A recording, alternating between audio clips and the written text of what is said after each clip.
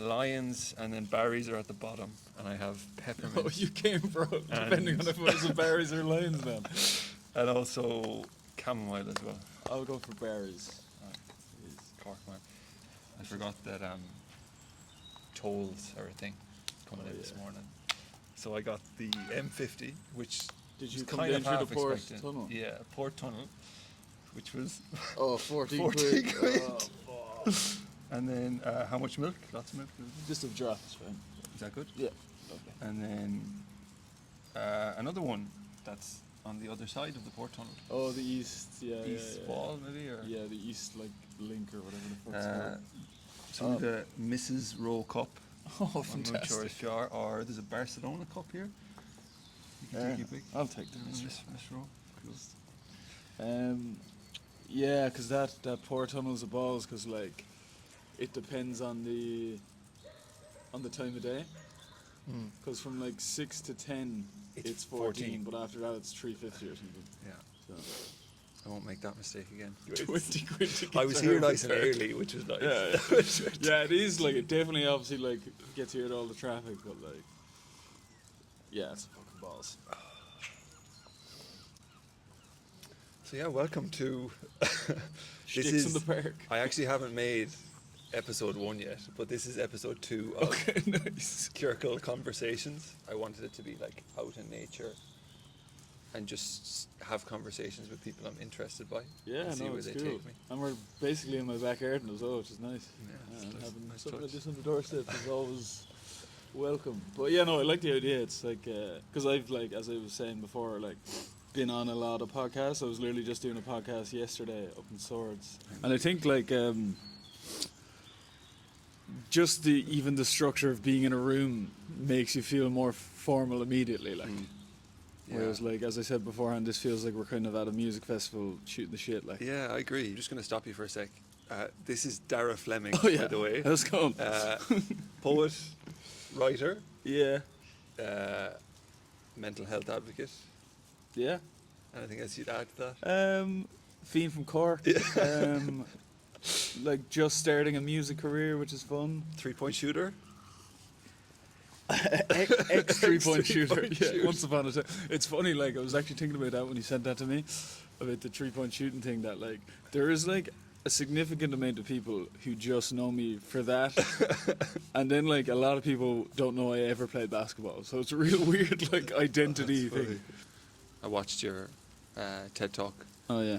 about how you experienced depression and that creativity was an outlet, well, poetry, but then on a Yeah. wider point, creativity to essentially get back to feeling again. Yeah, yeah. It was because when I started writing poetry, it was actually just my journaling style was just kind of poetic in a sense that it was brief and it was like a snapshot of like, here's what I'm feeling, here's what I noticed today, and maybe drawn in a bit of metaphor, and that's just how I journaled. And then I sent after like a year of it, I sent one of the things I'd written to a friend of mine who was a poet, and I was like, look, I'm not saying I'm a poet, but like this feels sort of not bad. Poetic. And she read it, and she was an editor or like a sub-editor in a poetry magazine in the UK at the time, and she was like, oh yeah, I'll send this on to the team and see what they think. And I was like, that's not what I was, but and then it got published in that magazine, and that was kind of the start of it. But it was really, for me, like, when I was depressed, I like couldn't really feel anything, like emotional anhedonia, and poetry allowed me to like, if I was starting to feel like the inkling of an emotion, writing a poem allowed me to be like present with that emotion and kind of like fan the flame of it. And that was like, at the time I was like, even if it's a bad emotion, it's good, because I wasn't feeling anything for so long, that I was like, even if this flame I'm fanning is anxiety, we should still fan it, because I wasn't feeling anything. Well, it's, to be able to, like, one of the ideas in the work that I do is that to be able to experience the joy and the love and the excitement, you have to be able to experience the sadness and the anger and the grief. Yeah. So it's like all emotion is great, like it's part of the human experience. And if you don't have that contrast, you don't understand what happiness is, because like it's kind of like you don't understand how good a sunny day is if you don't have a fucking rainy day like this. Do you know what I mean? I resonated a lot with what you said about like not being able to feel emotion. Like I went through what I now see as depression, but I was very reluctant to call it that at the time. Same. Just kind of called it burnout. Yeah. And yeah, I like couldn't feel anything for so long, and it was only when I was coming out of that I realised that I wasn't able to feel.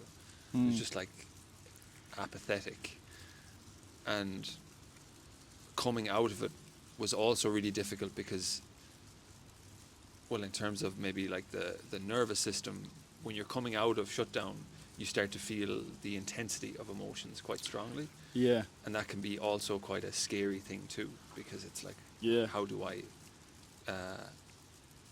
build the capacity to feel those? Because if I don't feel like I have the capacity, I'm just going to go back into shutdown again and not feel anything.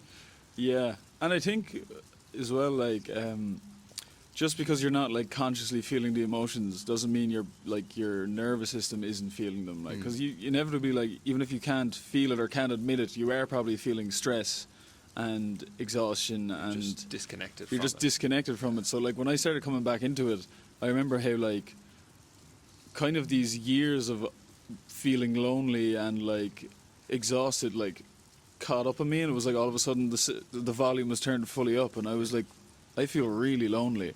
And that was a weird thing, because it was like, oh, the fact that you feel so lonely is a good thing because you're coming back to connecting with emotions, but like feeling that lonely felt so bad that I was like, maybe I should go back to not feeling anything, like, you know? It was what was going through my head as well. It's like sometimes it's safer just to not feel anything at all. And loneliness was definitely a big one for me as well. Like there's a quote from Carl Jung, that loneliness, I'm paraphrasing here, isn't just being alone, it's being around people who you don't feel safe to open up to, or that others find your thoughts inadmissible. And like I wouldn't have ever seen myself as lonely because there was always people around. Like when I was at home, when I went to Australia, like you have a big friend group, but it's that feeling like no one really understands you, or that you can't open up to people. Yeah, because that's my, I think it could have been the Carl Jung thing I read as well, because my understanding based on what I read was loneliness is this feeling that no one truly understands who you are and what you're going through. So like, of course, like even like, because a lot of my depression was spent in college, and I was always going out and I was always surrounded by people, but there's just this like gap between you and other people because you don't feel understood and there's no connection. Like. I think particularly amongst men, like that's an even bigger piece, because kind of generalizing here, but you would say that men find it more difficult to open up. Yeah, well, like, because we're like, I think like we definitely have the similar capacity to emote, but because of like social conditioning for generations, we're like completely resistant to that. Yeah. Because of this idea that expressing certain emotions is unmasculine or unmanly. So like, because we are very good at being like excited and angry, typically. But we tend to like, because like obviously emotions are more nuanced than that, but like any negative emotion, disappointment, fear, rejection, sadness. we're just sadness. We're just conditioned to like express all of those as anger, but they're all expressed differently. Yeah. So we're like, and that's like, I mean, that's not the fault of the individual man, I think, but one of my favorite things to say is like, it's not your fault, but it is your problem. That like, okay, yeah, totally get that, like, it's not our fault that like society went this way and men were conditioned to like be stoic and man up and be stubborn, but like we're the ones who are tasked with changing that. How personally, how do you meet emotion now in, let's say, healthier ways? So obviously poetry is one. Poetry, and just I think like getting better at, and this happens like conversation by conversation, at being honest about your emotions as much as possible. So like when people ask me how I am, rather than being like, oh yeah, I'm grand, I'll be like, I'm actually a bit stressed about something that's going on in work, but I'm like, other than that, like, I'm a bit tired, it's fine. And that's kind of the same as saying I'm grand, but you're still giving context to like, there are things going on that aren't ideal. And that kind of just normalizes emoting on like a very like casual level. And with that, then I think that if we can do that, if everyone's like casually talking about like the hiccups in their day, that makes the space for when there are bigger things to talk about that like, okay, we do talk about the fact that we get stressed and anxious. Maybe I can talk to the lads about how lonely I feel. Because it's not like a completely new thing of like, we never talk about emotions, and now I'm going to come in with this big, I feel really lonely. Drop like, a bomb. Yeah. That's kind of how I try to do it. And then, just from the practice of writing poetry and sharing poetry, you kind of just get into this flow of like, nothing's off the table. Whereas before I started writing, most of the emotions were off the table. But now it can be like, and emotions are nuanced and complicated, and that's why sometimes it does take a writer or poet explaining the emotions to us to get them in a way that's really accessible, because like emotions, like you said, are really complex in terms of like the science, and trying to get that across can be really difficult. Whereas when you speak about, let's say in one of your poems, like peeling back the layers, that's a really good visual of imagining what it's like to actually like come inwards and start to feel your feelings. Yeah, because like you know yourself, like there was a thing I used to do in the pandemic where like I'd have a sticky note on my like screen of my desktop, and the sticky note just said, "Why have I reacted this way?" Because I might like, my mother, God bless her, might have came into the room being really sound, and I would have just been really like irritable. Yeah. And then she'd get that, but I'd be like, okay, but like that has nothing to do with her. Why am I like snappy at her? And I'm like, okay, I'm snappy at her because I'm feeling angry. I'm angry because I'm feeling anxious about this. That anxiety is causing me to feel stressed. Yeah. I'm not sleeping enough because of that stress. And it's all these things of like, and that is the reason why when my mom came in asking if I wanted a coffee, I was like, no, leave me alone. And it's just doing, and that's not that it's like taxing to do, but like it takes effort to like go through that thing and try and figure it out. And I think because people are so busy, we don't often have the time to do that. Yeah. Well, it's like that quote from Frankl, it's like between stimulus and response there's a space. Yeah. But it's very difficult in real time to find that space. Like, yeah, and that's actually interesting because my whole life, my old man has always said like, and he was trying definitely to say what Viktor Frankl was saying, but he was like, you can choose your emotional reactions. He wasn't saying you can choose how you're feeling, but he was like, you can choose your reactions, like, or choose your response. Yeah, exactly. So he was like, if something angers you, you can choose whether to like be angry about that and like express that anger, or like calm yourself down. He was like, there is a moment where you can like choose the path, or you can let the emotion choose it for you. Yeah. And it was always interesting that he'd always be talking about that, where there came to like feelings, like expressing or letting sadness take over, letting anger take over. He's like, you can have a hand on the wheel if you want. Yeah, like Frankl says that. So it's, the quote is, between stimulus and response there's a space, and then again I'm paraphrasing, but within that space lies choice, and off the back of that, freedom, like freedom from letting the emotion, like anger, for example, in men, dictate your life. And a mentor of mine says exactly what you've described. It's like you have a response to something. 3 questions. It's like, number 1, what's the feeling? Number 2, what's the need underneath the feeling? Because there's always a need attached to a feeling that comes up. Yeah. And then the third one is, how can I meet that need in a healthy way? Yeah. So it's like, I guess that's where the choice comes in, to choose. Yeah, how and you respond. And I think like it's important to like, because that can be interpreted as like, you don't have to listen to your feelings, or like you can just push them down. And I think it's more like, and that is very common in men, and that's that kind of, I suppose, this misinformed idea of stoicism is that like, just push your emotions down, but it's more like being in control of your emotions rather than your emotions being in control of you is the actual idea. For sure. And like, I love the word integrate, like integrating your emotions, like being with the full emotional experience, because like I said earlier, if we can't feel the sadness and just be with it, it reduces our capacity to be with the happiness, for example. And I asked you, like, I'm interested as to what or how other people meet emotion, because for so long I didn't feel like I had any outlets to meet it. Journaling was definitely helpful, so it was cool to hear you say that. But then, like, the reason I guess I'm in the space that I am now and working with the breath was because that was a really helpful tool for me as well, to allow it to come to the surface, like for it to feel safe to come to the surface, like peeling back the layers basically, through talk, through the breath. And breath work is interesting. I've done it kind of on and off. I remember recently me and Brian Penny were doing a talk together kind of towards the end of last year, and he was doing his talk, but then he also like gave some examples of breath work, and there was one, I can't remember the name of it, it was some sort of sigh anyway. Physiological sigh. Yeah, where we kind of do it naturally at times, but he was like, if you like... We do it together? Yeah. So it's just like it's an inhale through the nose and then a top up and then like a slow exhale. exhale. That's it, yeah. So it's like...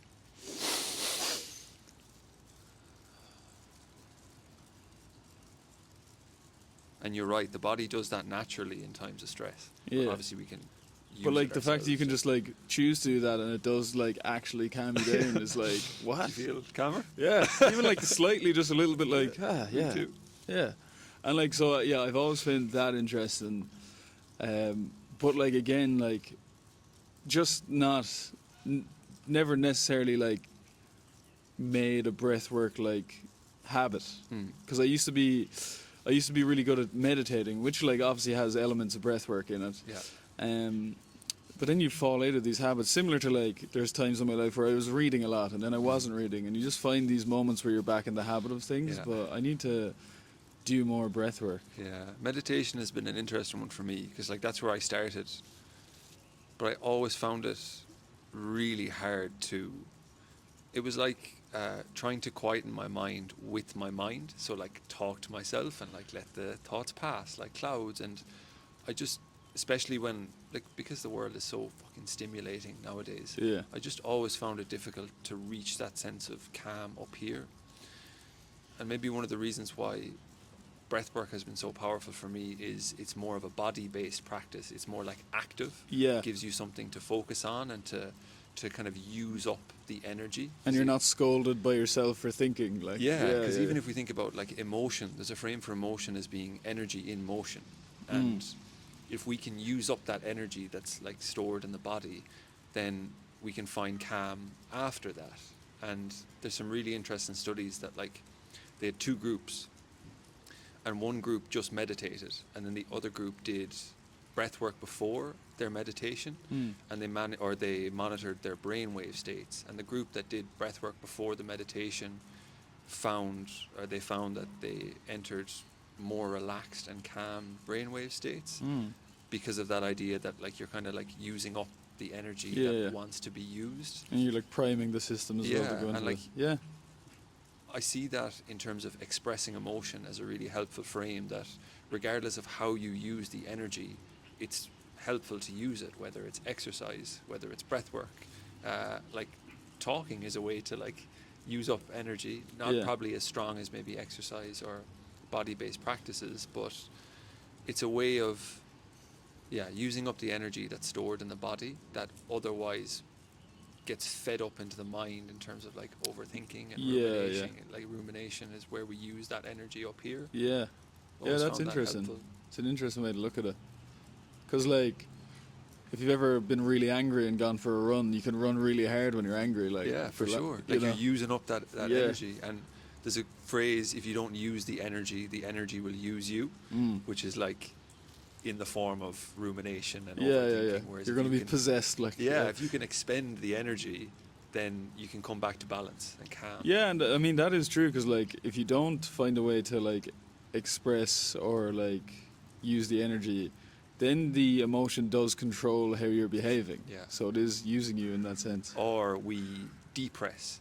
So like we'll push down the emotion. Because like the word depression comes from depress, which I guess in yours and my experiences was a way to not feel the feelings. It's like to just pretend they're not there. And then complete disconnection happens. And for me, the way back was, like feeling the feelings, but being able to feel them in probably more like productive ways rather than just letting them control my thoughts. And I think what's kind of terrifying is that depressing of emotions is kind of like a default for how men deal with emotions. Yeah. And like a lot of men wouldn't go around saying like, "Oh, I'm depressed," but they mightn't have a relationship with their emotions because they're refusing to feel them. So it's not like, maybe not like clinical depression, but like you are cutting yourself off from maybe not consciously, but like cutting yourself off from an entire aspect of life because emotions can be uncomfortable. Yeah, your world starts to feel very small. Yeah. When you cut off that part of yourself, essentially. And Brené Brown, who I'm seeing tomorrow, she speaks an awful lot about like emotional literacy, like actually having the words to say how you're feeling, which is probably like step one, because maybe there's a lot of emotion that's there, but we don't even know how to express it. Like, we don't have the language to express it. Never totally, mind like, feeling comfortable expressing it. Yeah, no, 100%. And even a lot of the schools program that Lust for Life do, it's a lot about emotional literacy. That's cool. And giving kids the words and the vocabulary to be able to express themselves. And a lot of that for us, because we are so limited by the languages we speak, a lot of that becomes metaphorical in order to like expand how we're feeling. Because you could be like, and like sometimes, and like I think this helps as well for me, like in terms of how I meet emotions. Like if I'm feeling sad and we're just like, me and my girlfriend are just sitting on the couch, I'll just be like, I'm kind of feeling a bit sad, and just acknowledging that it's there. And she'll naturally be like, "Oh, is there anything I can do?" I'm like, "No, I mean it'll be fine, but I'm just feeling a bit sad." Like, and just being and just being able to express that and feeling comfortable expressing that. Well, like to feel seen in that way. Yeah.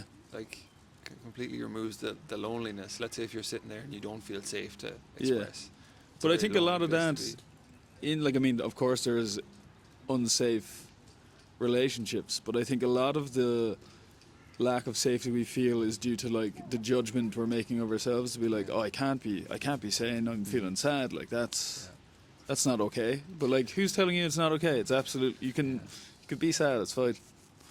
Carl Jung says the privilege of a lifetime is to become who we truly are, but like, you're never gonna figure out who you truly are if you don't feel safe to express around people. It's like you see this version of yourself that's on the other side of being vulnerable, but the hardest thing is to actually say how you're actually feeling. I know, and like a lot of because like a lot of the feedback I get like after a gig or even like DMs, like kind of like people who are writing but are, you know, hesitant to share it. They're like, their questions are usually about like, but how can you be so vulnerable in front of people? And like how do you get to that mark? And like, it's a really hard question to answer, because like, not that I've always been like this, but I've been like this for so long that I don't know how it started. Yeah. And I'm like, my kind of answer is like, it's actually not as hard as you think it is. It's harder beforehand than it is while you're doing it, and after it you feel great. Yeah. The more you lean into it, the easier it is to keep leaning into it. You also don't have to remember anything, because if you're not being honest with people and you're like choosing to not be vulnerable, you have to remember these kind of white lies you've told people to walk around your emotions. So when you're like vulnerable and honest all the time, as much as you can be, you don't really have to remember that much, because you're like, oh, what did I tell you? Oh, I told you the truth about that. And yeah, that's fine. You mentioned in your poem, "If I ever have boys, they'll be dangerous men." Is that the correct title? Around the masks, like that the boys you hopefully will raise in the future. They won't need to wear masks. Which I guess ties into what you described there. Just like showing up fully as yourself.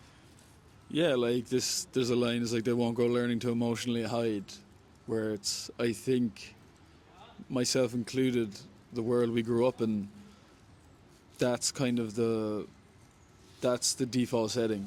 You get to the age of 6, you cry, big boys don't cry, stop crying, and then you're like, right, every time I feel sad I can't express this. And you're masking from the age of 4 or 5. I wrote a Substack last week called "Boys Don't Cry," and there was one particular memory I was brought back to in primary school. It was like the school choir, and we were singing "The Rose." You know that song? It was a Westlife Love album. Iconic. So absolutely good. Iconic. And I remember I was singing like just a bit louder, like I was giving it, I was really feeling it, and someone turned around to me in the row in front of me and was like, you're singing like a girl, and like closed in, cocooned, stopped singing, and Shit. one of my first experiences of like picking up on the idea that it just wasn't safe to express fully, be it like singing or express excitement or joy. It just, like that whole conditioning around, this is what boys do, this is what girls do. So and when I was don't growing cross up, that line. and when I was growing up, the way that was expressed, how that was policed, is like if you were doing anything that wasn't conducive with the idea of what a man was, you were just called gay. Yeah. But that could be anything from and they weren't really saying you're a homosexual. They were like, you're not being a man. Yeah. And that could be anything from like tying your tie properly, using an umbrella, having feelings for a girl. All of this stuff is like that's gay. Like and like all of this, and like I remember like me and one of my friends in Barcelona, Keane Sayers, we used to play this game of like trying to remember the things you'd be called gay for as a kid, like and like if you wanted to go, like all these like mad things that like had nothing to do with like obviously sexuality, and then like at the time you'd be like, oh yeah, boys don't do that. Boys don't care about how their appearance is or the fact that they're getting soaked so they can't use umbrellas. Yeah, this is obviously the beauty of live live conversation. Yeah, glorious. Yeah, like I've a lot of friends now who are in the LGBTQ community, and I think you're right in what you said, that it's like when we're growing up we don't say that meaning gay as being like homosexual, but you do internally, you hold on to that kind of language, and it definitely is a factor when you're trying to get to know yourself when you're older, in terms of like what you feel is right and wrong. And that's definitely like been it's been like a theme for me over the course of my 20s. It's like, first of all, like I don't fully, like I see sexuality as being very fluid, but there's nearly like a little bit of shame attached to that idea of being like gay in inverted commas because of the language that was used all the way up. Totally. It mightn't necessarily have been used in a homophobic way, but it still holds power. Yeah, because what happens is, because that language is used like so often, so aggressively, that it's like immediately you're like, oh, there's no way I'm gay. Like I can't be gay. Yeah. Because like there's something wrong. Like you're kind of being told there's something wrong about being gay. And then that creates like a guarding nearly around like fear. And there's so many. It's interesting because so many lads who I went to school with, I went to an all-boys school, who were like often quite like violent and bullying. A lot of those guys turned out to be gay, and they figured that out as they kind of their early 20s and stuff. They obviously like matured and like started to understand the reason they were maybe lashing out at more effeminate guys was because they're projecting their own fears about being gay onto these other boys, and several of those guys turned out that they actually were gay. They were just they were like resisting it in a very toxic way. Yeah, emotional repression is something I'm really interested in terms of like how unconsciously it shapes our lives. Like the reason I got into breathwork was that in the first place was because there were these patterns that were appearing in my life, not necessarily around sexuality, but just in general, like uncomfortable feelings in my body that I wasn't really willing to face. But when you don't see them in the light, they like hide in the shadows and shape unconsciously how you're showing up day to day. And since I'm still on my journey with like meeting my emotion and understanding who I am beneath all the layers, but the more of a grasp I have gotten on that, the more me I've felt. And I liken it to like my logo is the spiral, and it's like coming inwards and meeting like old parts of yourself with new understanding, which I think has been helpful for me in getting to know myself better. And that is, a lot of that has been through meeting emotions that, well, in the first place I couldn't feel, and then when I started to feel, to try and make a little bit more sense of where they were coming from, and then being able to express them fully. And like, and like, how does the how does doing that work and coming back to yourself feel? Which is like, how does in my body. Yeah, or even like your thoughts on it in terms of like, it's kind of like, how does it feel to be coming back to a place where you can feel? Well, it feels like it opens up possibility in my life. Like, Yeah, when you have a more of a grounding in who you are and how you want to show up and how you don't want to show up, I feel like you start to live a life that actually feels like yours. And yeah, a lot of conversations I've had over the course of the last year, I would say, are with people who, and this isn't just like in the space that I work in, this is across the board, are people who are kind of searching for something, but they don't really know what they're searching for. Like, there's feeling a little bit lost and not really sure why it's there, and kind of distract a lot from that, whether it be like work or hobbies or food, for example.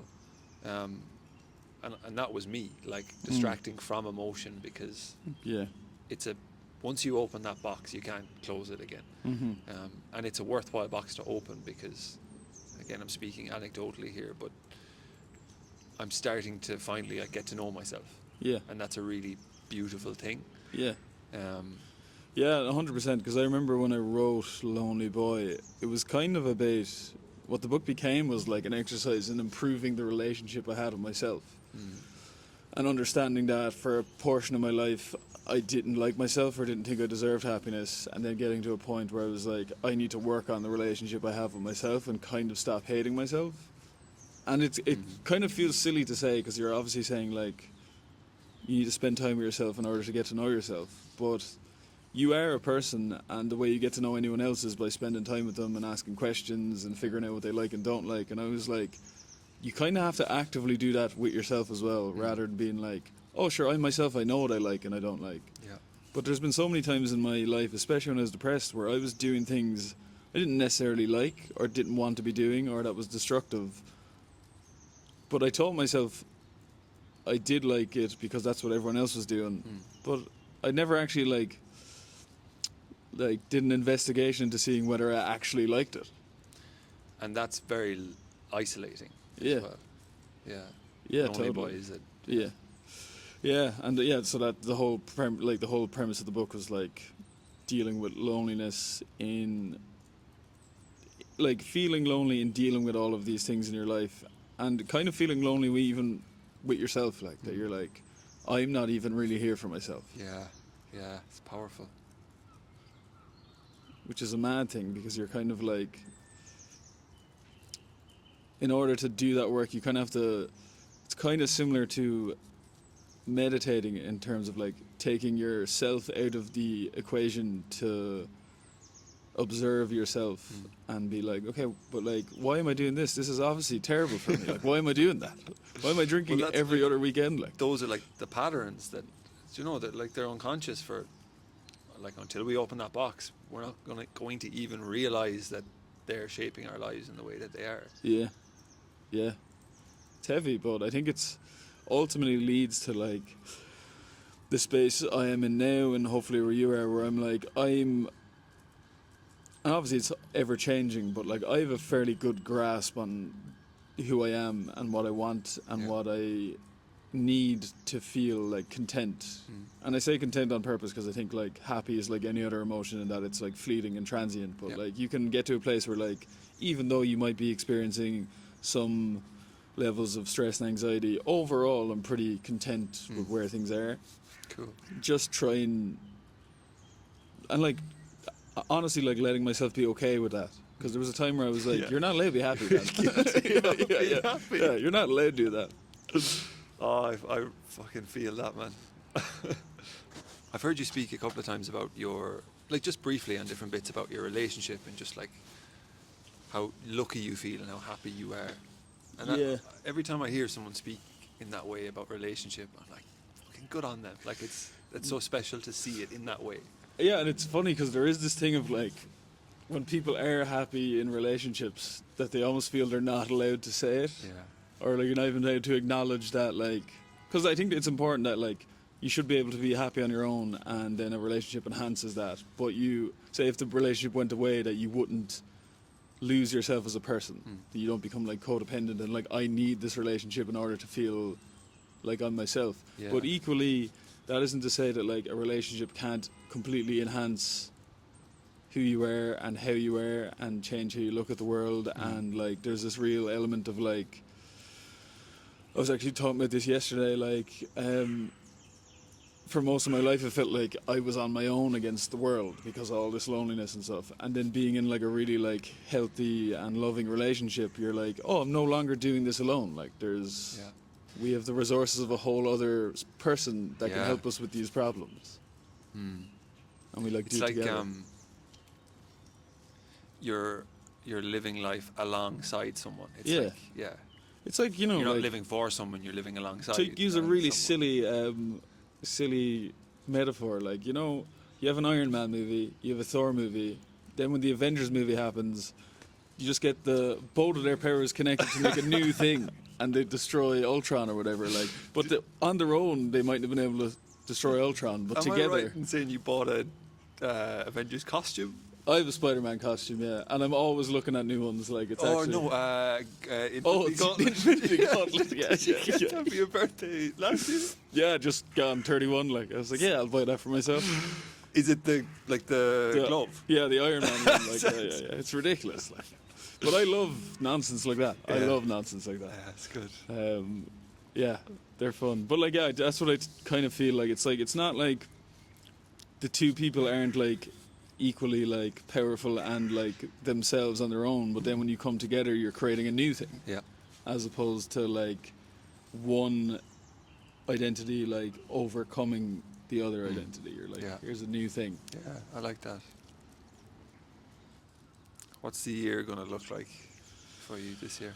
I don't really know. So you mentioned you're finishing up with A Lust for Life now next week. And it's been really great to work with them, but it kind of feels like a natural conclusion, because everything's kind of taken off of my own like career as like an artist or whatever. That like hopefully things can be self-sustaining, and there is a lot of fear in that, fear of the unknown, fear of like not knowing where the next paycheck is gonna come from, and I don't really like to focus on money for the most part, but at the same time I need to pay rent and like feed myself and all that kind of stuff. It's that quote, everyone's an artist until the rent is due. Yeah, literally. Like so I'm like apprehensive for it, but like quite excited. There's a lot of cool stuff going on, like just kind of finishing up work on my first novel. Me and Throwing Snow are working on a couple of EPs and an album. I have a book coming out in August. Hopefully we're going to be going on tour with both the poetry and the music this year. Cool. So like there's a lot of there's a lot of potential. Yeah. And it's funny like because I found out just before If I Ever Have Boys went viral, I was kind of told that like, look, the contracts, this is going to be the last contract and the organization's moving on. Yeah. And I was like, okay. And then the poem went viral. My whole like kind of status or platform online like octupled or whatever. Like I went from like 10,000 followers on Instagram to 80,000. Loads of more opportunities were coming in, more opportunities to talk and perform and all this stuff. So those two things happened at the same time, which for me told me like, okay, I think I'm on the right path. Yeah. I think this is the way we should be going, and just having the freedom to work on things that like speak to me at my core, as opposed to, you know, because I've had jobs where you are just doing it for the paycheck. Yeah. A Lust for Life, not necessarily one of them, but like I worked for like Heineken and I worked for like a shoe shop, and you're just doing that for the money. Yeah, for sure. Which totally needs to be done in a lot of cases, but having and it is a privilege, like having the privilege to potentially do what I love as my job is really exciting. Yeah. So I'm looking forward to that. Yeah. And those two things can coexist, like the excitement and the fear. Or there's even like a saying that fear is just excitement that you forgot to breathe through. So like you hold your breath for fear, but if you start breathing through it, because they're the same feeling in the body. Yeah, same physiological reactions. Yeah. That's cool. Yeah, it is. And then like, so it's funny, and like it's kind of a reality check, and it grinds you a bit. Like some days I wake up and I'm like, I'm 31 and I'm still doing this. Like, what am I like? Because you just kind of feel like it's going nowhere, and that's just kind of like an insecurity, of course.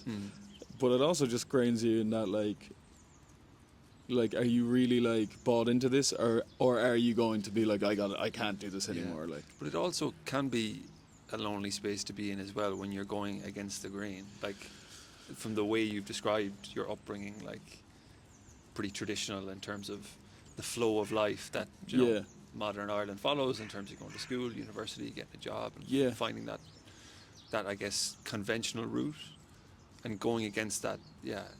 Obviously a lot of uncertainty, but a lot of loneliness can come with that as well. Yeah, and there's totally like, and like I mean, I spend most of my days on my own, like unless I'm going to like an event or doing a podcast like this. Like most of my days are spent, me and the dog are at home, and I'm doing work or like procrastinating doing work like anyone else, and that can be like, you can get cabin fever. Like I've experienced cabin fever so often in the last 10 years, where you're like, I think I'm going a bit mad. And sometimes the work requires a bit of that madness. Yeah. And sometimes you're like... You're not going to cut off your ear, No.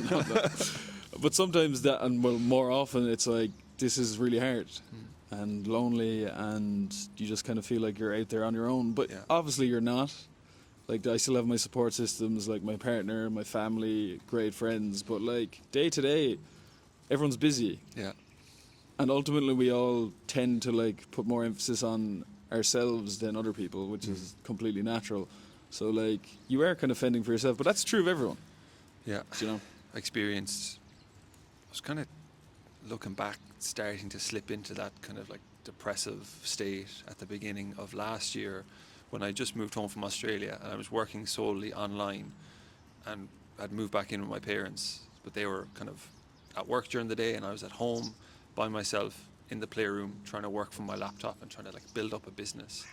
And it was incredibly like isolating, and it was the first time I'd really felt it in my whole life. And like it was a blessing in a way, because I realized the importance of social connection. And off the back of that, I ended up doing like a couple of events in the local area, a little bit selfishly in a way, like bringing people together. We did a bit of exercise. We had like tea and coffee. Yeah, just so you could be around people. Yeah. And but I didn't realize up until that point, like, one of our like most basic human needs is to be around other people. Yeah. But it's interesting what happens when you're in that phase of isolation, or like you're kind of always on your own. You get really like pent up and like tense. Yeah. And I kind of I started to understand why, like, you know, the trope of like the grouchy old man who lives on his own, and anyone who comes to talk to him, he's like really cranky with. I kind of understood that, because like you'd be spending all these days on your own, and then when someone would come home, and you've clearly been craving human connection all day, as soon as someone comes home, you're really irritable and just like, leave me alone. Yeah, when all that you want is actually to have that closeness. Yeah. Like, and you're like, no, leave me alone. What the hell? So it's like, you're kind of reacting to this thing that you wanted in like a really just like, fuck off and leave me alone. So then I was like, oh, this is what happens to humans when they spend too much time alone. We get like, we're like working against ourselves. And then I understood that grouchy old man trope. I was like, that's what happens. Like the movie Up. And it just literally like. And then over the course of the film, he like softens. Yeah. And actually, because he's spending more time around people than he is on his own. But if you're like getting like most of your time on your own, and you're just getting small pockets of connection, you're not going to warm up to it, so you're going to be like 100%. It has to be consistent. Yeah. Like, I think a lot of people our age, like 20s, 30s, like even older, 40s, are looking for spaces like that, like where they can actually connect with other people on a similar path, like similar wavelength. And that we all spend so much fucking time online now that we're actually spending time in person with people less than ever. Yeah, and when we are with them, we're checking our phones and Because that is one. Because I obviously chronically online, like, Yeah. and it's part of, Likewise. and it's part of the work, like, to an extent. At least I tell myself it is. But it, like, you fucking scrolling on reels for like an hour. No, to get back to the actual work. yeah, but you know, like, I do need to show up online. But like, I do have a rule that if I'm hanging out with someone in person, that I'm like, the phone isn't coming out. Yeah, Like, unless I like need that. to check the time or like someone's ringing me, I'm like, the phone isn't Mm. being part of this. Because like, otherwise you're like, yeah, Mm. and it's I'm quite similar, and the downside of that is you start to notice. Well, it's not a downside; it's an upside. But you start to notice more when other people are doing it. But then you get a little bit kind of not annoyed, but there's a little bit of friction created. yeah, because it's you're just like, there's no point in me talking right yeah, now. like you want someone else when you're going to do it. You want someone else to be present with you as well. Yeah. But you used to be that person too, so Yeah. like it's a hard one to. Usually, if I notice that happening, I just start trailing into some madness that isn't actually anything I was talking about. I'll just start making stuff up to see if they're like listening to it. And sometimes they'll be like, yeah, and like, you're not listening to a word I'm saying. Like, social experiment. yeah. And that's just to entertain myself more than anything. Yeah, I'm like, fair. you know. I'm really fascinated by you in the way that you've followed your curiosity, and I guess you will continue to now that you're stepping away from the job, and it's like obviously a lot of fear Yeah. there. But I have such admiration for people who don't let fear get in the way of curiosity, because it's such a scary thing to do. Yeah, that's interesting. Because even when I went to college, like, I followed curiosity and the people around me were like almost saying to my detriment, because I wouldn't be able to get a job from what I was studying. But I Yeah. was like, What did you study? I did applied psychology in UCC, and Okay. then I did a master's in linguistics Oh, wow. in UCD. And those obviously, like, there's not a lot of jobs for an old linguist floating around the place. But I was like, these are the things that I'm interested in, and therefore will probably obsess over. Mm. And like, because my career to date is like, it's more of an education in consistency than anything else. Like, Yeah. I've been doing. How I started writing formally was I started a blog in 2015. Thoughts too big. And I'm still doing that now, Yeah. even though it hasn't become the 2015. yeah. Wow. And like, and it's not necessarily like the main vehicle of my work anymore, but it's kind of like the consistency of like, and the habitual nature of like, we're doing this, then we're doing this, then we're doing this, and just being consistent. Obviously, to a degree, depending on what you're doing, you might need some like talent or like education on what you're doing. But I think ultimately it comes down to like persevering and consistency, and Yeah. that's pretty much just how I look at it. I'm just like, I'll just keep coming back. I would add to that and put like emotional like expression and integration into that, because Yeah, for so long I was scared to follow my curiosity because I was like so dysregulated, like just couldn't feel that sense of like groundedness, and that made it very difficult to like trust myself. yeah, And it to me it makes sense that the more like emotionally like consistent I became, the more I started to build trust in myself, the more I could be like, okay, I can actually follow my curiosity here and like do things that scare me without it letting it completely consume me. And that has like made a huge difference. And I think because that was one of the first things I noticed, was that like the way you speak about emotion, that's actually like a superpower in other areas of your life too, because it gives you the capacity to like be with the uncertainty and not let it consume you. yeah. No, that's an interesting way to look at it. I've never really thought about it like that.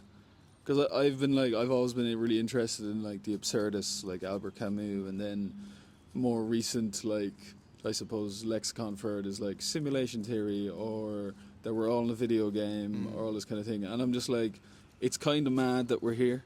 It's kind of mad that I'm here and that this is going on. So I'm like, might as well see how like, far we can push the limits what's of the what's next move? Yeah. You know? Yeah, but like so many people would love to follow that curiosity, but there's that resistance that's there. I think a big part of that is like the expectations and how much we let the expectations dictate our behavior that come from like society and family. Yeah. And you know, I happened to grow up in a house where my parents were like, if you're interested in something, absolutely go for it, Yeah. but you need to follow through. Like, Yeah. it's like you can't just sign up for guitar and stop playing, or do karate and stop going. Like, if you want to do this, you can do it, but you're doing it. So there was a kind of like that kind of breeds, like, because my brother's an ultramarathon runner, so like he's mad in a completely different sense. Yeah.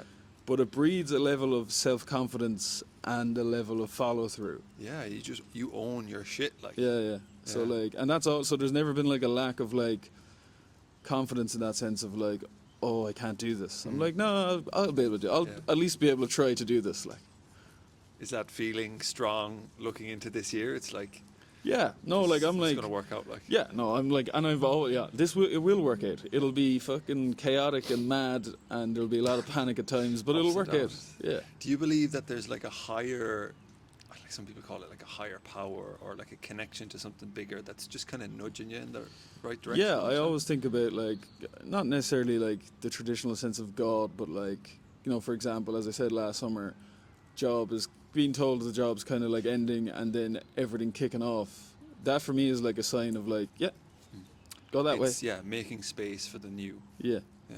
yeah. And like even when I moved to Barcelona, there was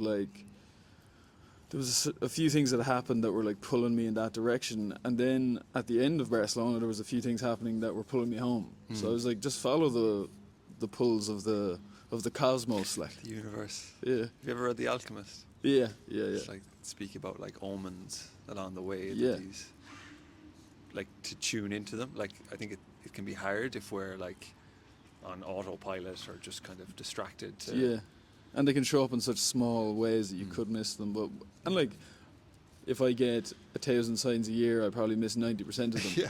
But the ones you see are like, oh, interesting. Yeah. But yeah, Starting to